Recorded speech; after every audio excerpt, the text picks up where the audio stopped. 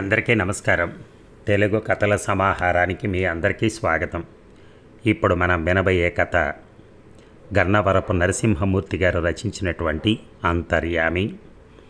ఆ వెంకటేశ్వరుని లీలలు విందాం. మరి వెళ్దామా కథలోకి? మేము అలిపిరి చేరేసరికి ఉదయం 6 గంటలైంది. కానీ రాత్రి తిరుమల కొండల్లో కురిసిన కుండపోత వర్షానికి కొండల మీద నుంచి పెద్ద పెద్ద బండరాళ్ళు 2 ఘాట్ రోడ్ల మీద అడ్డంగా పడిపోవడంతో ఆ మార్గాలు మూసుకుపోయాయి. ఆ రాళ్లను తొలగించడానికి 6 గంటల సమయం పడుతుందని, ఆ తర్వాతే వాహనాలను తిరుమల కొండ మీదకు అనుమతిస్తామని టీటీడీ అధికారులు ప్రకటించడంతో నాకేం చేయాలో తోచలేదు. నేను విజయనగరంలోని ప్రభుత్వ కళాశాలలో కెమిస్ట్రీ లెక్చరర్గా పనిచేస్తున్నాను. నా భార్య సుప్రజ అక్కడి స్కూల్లోనే ఉపాధ్యాయురాలు.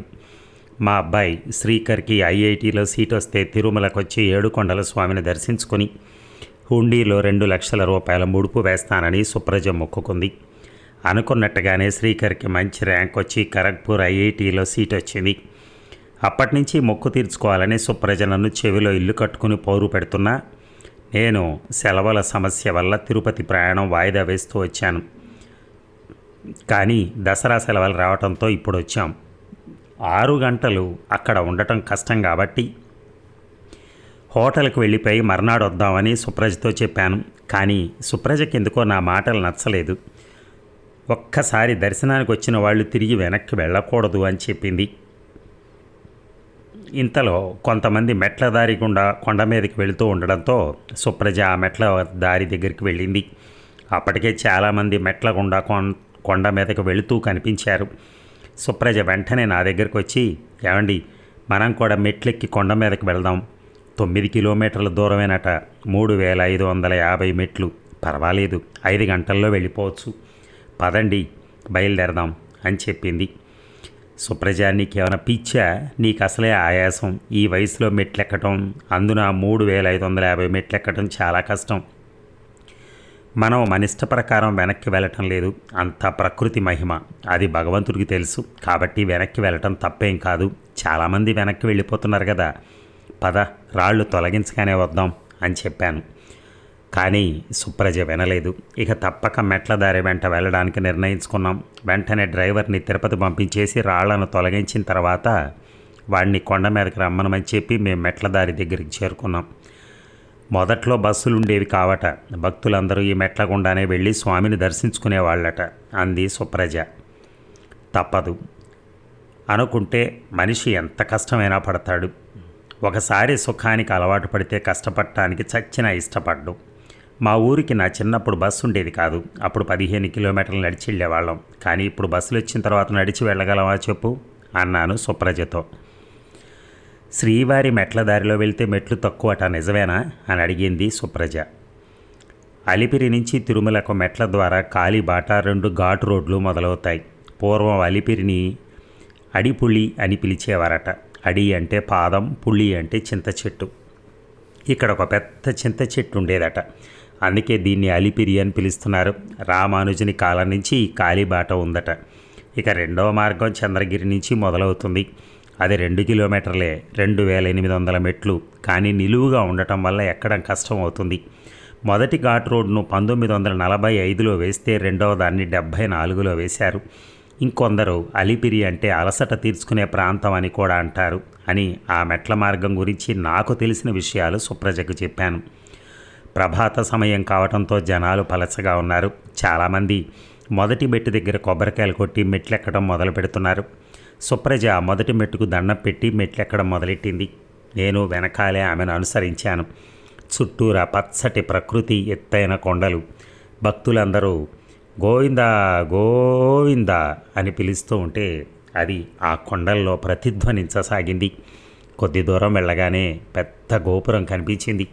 ఇలాంటి రాజగోపురాలు 7 కొండలకు 7 ఉన్నట్టు ఎవరో భక్తుడు పక్క వాళ్ళతో చెప్తున్నాడు. మరికొద్ది దూరంలో దశావతారాల్లో మొదటి అవతారం మత్స్య అవతారం విగ్రహం కనిపించింది. ఆ పక్కనే భక్తులందరినీ లగేజీ చెక్ చేస్తున్నారు. అది మొదటి చెక్ పాయింట్. మెట్లు నిలువుగా ఉండడంతో సుప్రజ అలసిపోసాగింది. మొత్తం 3550 మెట్లలో 2000 మెట్లు నిలువుగా ఉంటాయని చెక్ గేట్ ఉద్యోగి చెప్పాడు. అయితే మొత్తం మెట్లన్నీ రేకులతో కప్పటం వల్ల చల్లగా హాయిగా ఉంది. ఇంతలో ఒక 50 ఏళ్ల వ్యక్తి ఆయాసంతో ఒక మండపం దగ్గర కూర్చుండిపోయాడు. ఆ పక్కనే కూర్మ అవతార విగ్రహం పెద్దగా కనిపిస్తోంది. ఆ వ్యక్తికి అతని భార్య కాబోలు నీళ్లు తాగించడంతో కొద్దిగా ఆయాసం తగ్గి కళ్ళు తెరిచాడు. నేను ఆవిడతో, ఏమ్మా ఇతనికి ఆయాసం ఉన్నట్టుంది, ఇతను 3500 మెట్లు ఎక్కడం కష్టం, దయచేసి వెనక్కి వెళ్ళిపోయి ఏ బస్సులోనూ రండి అన్నాను. నా మాటలకు ఆమె నా వైపు తిరిగి, పిల్ల పెళ్లి కుదిరితే కొండ మీదకి మెట్లెక్కొస్తామని ఆ 7 కొండల వాడికి మొక్కుకున్నాం. అదృష్టవశాత్తు 4 రోజుల క్రితం దానికి పెళ్లి కుదిరింది. దండం పెట్టుకున్న తర్వాత మొక్కు తీర్చకపోతే ఆ స్వామి కోపం రాదా చెప్పండి, అసలే వడ్డీ కాసులవాడు అంది ఆమె. ఆమె మాటలకు నేను సుప్రజ ఆశ్చర్యపోయాం. ఆమె చామాన ఛాయ రంగులో సన్నగా ఉంది. అమ్మా, ఏ ఊరు నుంచి వస్తున్నారు మీరు?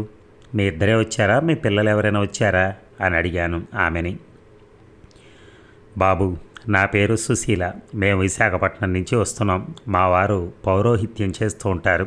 మాతో పాటు మా అబ్బాయి శర్మ వచ్చాడు అంటూ వెనకాలన్న ఒక 25 ఏళ్ల యువకుడిని చూపించింది. అతని చెవులకు కుండలాలు, నుదుటిన బొట్టు, పంచకట్టులో దృఢంగా ఉన్నాడు. ఇంతలో ఆమె భర్తకు ఆయాసం తగ్గడంతో మళ్ళీ నడవడం మొదలుపెట్టారు. మరికొన్ని మెట్లెక్కగానే 2వ రాజగోపురం కనిపించింది. దాని పేరు మైసూరు గోపురం అని దాని మీద రాసింది. అప్పటికి 1000 మెట్లెక్కాం. 100 మెట్ల తర్వాత ఇంకా ఎన్ని మెట్లెక్కాలో వాటి వివరాల బోర్డులు మీద టీటీడీ వాళ్ళు రాశారు. నేను ఆ పురోహితుడు వెనకాలే నడుస్తూ అతని ఆరోగ్యాన్ని గమనించసాగాను. ఇంతలో వరాహ అవతారం విగ్రహం కనిపించింది. దాని పక్కన అవతారం గురించి, ఆ ప్రదేశం గురించి రాయబడింది. ఆ తర్వాత మరొక 100 మెట్ల తర్వాత 3వ గాలిగోపురం వచ్చింది. అక్కడికి 2000 మెట్లెక్కాం. ఇంకా 1550 మెట్లెక్కాలి. ఇక్కడి నుంచి వాలు తక్కువగా ఉంటుందని ఒక వ్యక్తి చెప్పాడు. ఆ పక్కన ఉన్న కౌంటర్లో దర్శనం టిక్కెట్లను స్కాన్ చేయించి అక్కడ కూర్చున్నాం. ఆ పురోహితుడికి మళ్ళీ ఆయాసం పెరిగింది. అయ్యా, తమరు కొద్దిగా విశ్రాంతి తీసుకోండి అంటూ అతనికి తాగేందుకు నీళ్ళు ఇచ్చాను. అతను నీళ్లు తాగి, నా పేరు కృష్ణమూర్తి, ఈ మెట్లెక్కటం కష్టం అని నాకు తెలుసు, మొక్కు కాబట్టి తప్పనిసరిగా బయలుదేరాను, అన్నిటికీ ఆ 7 కొండల వాడే ఉన్నాడు అని చెప్పాడు కృష్ణమూర్తి. అమ్మాయి పెళ్లి కుదిరితే మెట్లెక్కొస్తానని ఎందుకు మొక్కుకున్నారు, ఏదైనా సమస్య అని అతన్ని అడిగాను. నేను ఆ పేద పురోహితుడిని. పిల్ల 10వ తరగతి వరకే చదువుకుంది. పురోహితుడి కూతురని, ఇంజనీరింగ్ చదవలేదని, సాఫ్ట్వేర్ ఉద్యోగం చేయట్లేదని, ఇలా ఏవో కారణాలు చెప్పి ఎవరూ పెళ్లి చేసుకునేందుకు ముందుకు రావటం లేదు. కొందరైతే బోలెడు కట్నం అడుగుతున్నారు. అంత కట్నం ఇచ్చే స్తోమత నాకు లేదు. మొన్న మా అదృష్టం కొద్ది ఒక సంబంధం వచ్చింది. అబ్బాయి తాలూకా ఆఫీస్లో అటెండర్గా పనిచేస్తున్నాడు.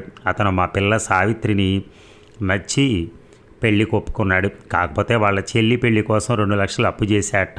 ఆ డబ్బు మాత్రం మమ్మల్ని ఇమ్మంటున్నాడు. పెళ్ళి ఎలా చేసినా పర్వాలేదట. సంబంధం మాకు నచ్చింది, కానీ అతను అడిగిన 2 లక్షలు ఇవ్వడానికి నా దగ్గర లేవు అని చెప్పి మళ్ళీ నడవడం మొదలెట్టాడు. మరి ఇప్పుడు ఏం చేస్తారు అని అతన్ని అడిగాను. అదే అర్థం కావట్లేదు. ఏ అప్పో చేయాలి, అయినా 2 లక్షలు ఎవరిస్తారు చెప్పండి అన్నాడు నిర్వేదంగా. ఆ తర్వాత అతనికి ఆయాసం మొదలటంతో నేను మౌనం దాల్చాను. నా వెనక సుప్రజ, సుశీల గారు వాళ్ళ అబ్బాయి నిటారుగా ఉన్న మెట్లెక్కుతున్నారు. ఇంతలో మెట్ల పక్కన పెద్ద ప్రసన్న ఆంజనేయ స్వామి విగ్రహం కనిపించింది. కృష్ణమూర్తి గారు పక్కనే ఉన్న మండపంలో కూర్చుని ఆయాసం తీర్చుకోసాగారు. ఆ పక్కనే 2630 మెట్లెక్కినట్టుగా వివరాలు రాసున్నాయి. ఇంకా సుమారు 900 మెట్లెక్కాలి. కృష్ణమూర్తి గారి ఆయాసం చూస్తుంటే అతను వాటిని ఎలా అధిరోహిస్తాడా అని నేను ఆలోచించసాగాను. ఆ పక్కనే అటవీ మ్యూజియం ఉంది. కొద్ది దూరంలో దొరసాని మండపం, ఆ పక్కనే కొన్ని జింకలు, చుట్టూరా పనస చెట్లు, వాటికి ఎన్నో పనసకాయలు వేలాడుతూ కనిపిస్తున్నాయి. కొద్దిసేపటి తర్వాత మేము మళ్ళీ మెట్లెక్కడం మొదలెట్టాం. ఇంతలో మేము తిరుమల ఘాట్ రోడ్డుకి చేరుకున్నాం. ఆ తర్వాత 1 కిలోమీటర్ దాని పక్కనే నడిచి మళ్ళీ మెట్లెక్కడం మొదలెట్టాం. ఆ తర్వాత మోకాలి పర్వతం మొదలైంది. అక్కడ చాలామంది మోకాళ్ళ మీద మెట్లను ఎక్కుతూ కనిపించారు. కొద్ది దూరం తర్వాత ఆఖరి మెట్టు వచ్చింది. అక్కడ మళ్ళీ చాలామంది కొబ్బరికాయలు కొడుతూ కనిపించారు. మేము, కృష్ణమూర్తి గారి కుటుంబం కూడా కొబ్బరికాయలు కొట్టాం. అక్కడ కృష్ణమూర్తి కాలినడకన గుడికి వస్తామన్న మొక్కు తీరినందుకు ఆనందంతో దండం పెట్టాడు. ఆ తర్వాత తిరుమల మొదలైంది. నేను అతన్ని చూస్తూ ఆలోచించసాగాను. మేమిప్పుడు స్వామిని దర్శనం చేసుకుని హుండీలో 2 లక్షలు వేయాలి. మేము 2 లక్షలు అందులో వేస్తే 7 కొండల స్వామికి పెద్ద తేడా ఏముండదు. కానీ పేద పురోహితుడైన కృష్ణమూర్తికి ఆ 2 లక్షలు ఇస్తే అతని కూతురు వివాహం అవుతుంది. వెంటనే నా ఆలోచనను సుప్రజకి చెప్పాను. ఆమె ఆశ్చర్యపోతూ, మరి నా మొక్క ఎలా తీరుతుంది, స్వామి కోపడ్డా అని అడిగింది. లేదు సుప్రజ, స్వామి కోప్పడడు సరిగదా, ఆనందిస్తాడు. నా ఉద్దేశంలో ఈ కృష్ణమూర్తికి సహాయం చేయాలనే ఉద్దేశంతోనే మనల్ని మెట్ల మార్గం గుండా వచ్చేలా చేశాడేమో అని అనిపిస్తోంది. ఇది నా ఆలోచన కాదు, స్వామి మనోభీష్టం. ఇంకేం ఆలోచించద్దు. ఈ డబ్బు మనం హుండీలో వేద్దామనుకోగానే స్వామిదైపోయింది. అతని డబ్బునే మనం తన పేద భక్తుడికి ఇస్తున్నాం.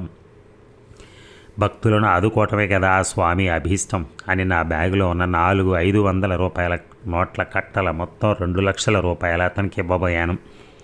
వెంటనే కృష్ణమూర్తి ఆశ్చర్యపోతూ, మీరు స్వామికి ముడుపుగా హుండీలో వేయాలని మొక్కుకున్నారు. మొక్కుకున్న డబ్బు స్వామికి చెందుతుంది. కాబట్టి మీరు హుండీలో వేయండి, లేకపోతే వడ్డీ కాసులో వాడు వడ్డీతో సహా వసూలు చేస్తాడని చెప్పాడు. అయ్యా, స్వామి డబ్బును ఏం చేసుకుంటాడు చెప్పండి?